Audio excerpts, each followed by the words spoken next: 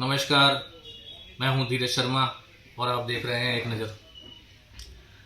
आज हम परिचर्चा करेंगे हरियाणा कांग्रेस की राजनीति की, भूपेंद्र सिंह हुड्डा के भविष्य की, खासकर पे भविष्य नहीं कहूँगा, राजनीतिक भविष्य की, और आने वाला घटनाक्रम हरियाणा कांग्रेस का किस दिशा में जा रहा है, हम आज ये देखने का प्रयास करेंगे। वो कहते हैं कि राजनीति में सीधे सीधे कभी कुछ नहीं कहा जाता। राजनीति हमेशा संकेतों की भाषा में बात करती है। ऐसे ही कुछ संकेत आजकल हरियाणा से जुड़ी राजनीति में हमें देखने को मिल रहे हैं। इसी कड़ी में पहला संदेश हरियाणा की राजनीति में हमें जो देखने को मिला वो था भूपेंद्र सिंह हुड्डा की ओर से, जब उन्होंने चुनाव हारने के बाद अपने निवास स्थान पर कांग्रेस के विधायक दल की एक बैठक बुलाई और कहा गया कि ये जो बैठक है ये अनौपचारिक थी। माना गया कि इस बैठक को बुलाने का जो उद्देश्य था भूपेंद्र सिंह हुड्डा का, वो था कांग्रेस आलाकमान पर दबाव बनाने के लिए। वो चाहते थे कि बड़ी संख्या में विधायकों को जब अपने निवास स्थान पर बुलाएंगे तो कांग्रेस आलाकमान पर दबाव बनेगा, वो या तो उन्हें या उनके किसी समर्थक को, किसी चहेते को विधायक दल का नेता बनाने के लिए मजबूर हो जाएंगे। इसी कड़ी में हमें दूसरा संदेश तब देखने को मिला जब दिल्ली के अंदर ही कांग्रेस आलाकमान ने एक संदेश दिया। वो संदेश था विनेश फोगाट और बजरंग पुनिया की प्रेस वार्ता में कुमारी शैलजा और चौधरी वीरेंद्र सिंह का शिरकत करना। तो ये संकेत था कि जो भारतीय राष्ट्रीय कांग्रेस है, आला कमान है, हाई कमान है, जो कोई भी नाम ले उसका, अब वो भूपेंद्र सिंह हुड्डा के दबाव में आने वाली नहीं है और वो अब दबाव की राजनीति सहन नहीं करेगी। अभी तक हरियाणा में नेता प्रतिपक्ष के तौर पर किसी की नियुक्ति कांग्रेस ने नहीं की है। हालांकि भूपेंद्र सिंह हुड्डा लगातार दबाव बनाने के प्रयास में है। दूसरा संकेत कांग्रेस हाईकमान ने अभी हाल ही में दिया है, जब महाराष्ट्र विधानसभा चुनाव के लिए कांग्रेस के स्टार प्रचारकों की एक लिस्ट जारी की गई। इस लिस्ट में भूपेंद्र सिंह हुड्डा का नाम नदारद था।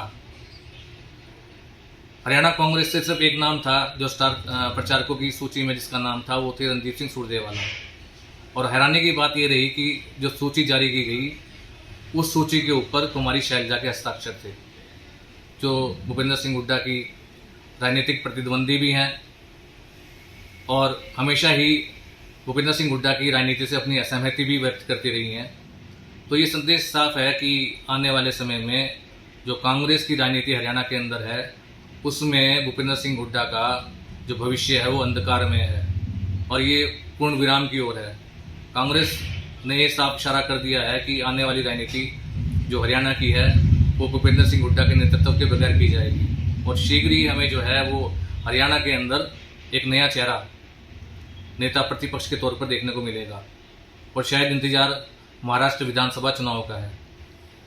दूसरी ओर चर्चा ये भी है कि ये भी हो सकता है कि संगठन महासचिव के पद पर कुमारी शैलजा की नियुक्ति की जाए, क्योंकि महाराष्ट्र चुनाव के बाद कांग्रेस अपना सारा जो ध्यान है, रुझान है, वो उत्तर प्रदेश की राजनीति की ओर करना चाहती है।